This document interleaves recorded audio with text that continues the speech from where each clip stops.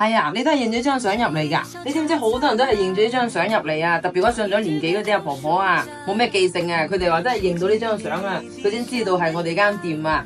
係啊，我哋藝華咧最開始嘅話就做金銀加工嘅，但係同時咧鑲嵌我都有做㗎。好多人咧就會攞啲玉啊或者其他材質咧都係嚟到揾我哋鑲嵌嘅。咁啲姊妹問啊，咁雪梨有冇現成嘅鑲嵌款啊？嗱，如果你問呢個咧，我就非常之推薦啦。呢一個啊就係我哋店入邊好受歡迎嘅白水晶系列。嗱，俾你睇下。全部嘅呢個咧都係用到天然嘅白水晶，高冰高透，無棉無瑕㗎。第一次咧出嘅時候咧就呢個佛宮，好多姊妹收到翻去啊，都話好中意。最搞笑嘅話咧就係一個姊妹啊，就係有個朋友問佢啊，使唔使幾個 W 啊？佢都唔好意思答啊。我哋呢個就係少幾百嘅呢個價錢。今次呢個白水晶啊，我特登加多咗一個嘅元素落去啊，就係呢一個葫蘆。葫蘆咧係好多人中意嘅，但係咧今次呢個咧我特登做肥咗佢啊，就叫做肥葫蘆啦。葫蘆嘅寓意咧就係葫蘆葫蘆，我特登做大啲嘅話咧，就希望佢可以藏立嘅福氣咧就更加之多啦。希望咧大家戴咗呢個葫蘆之後咧都係福祿滿滿。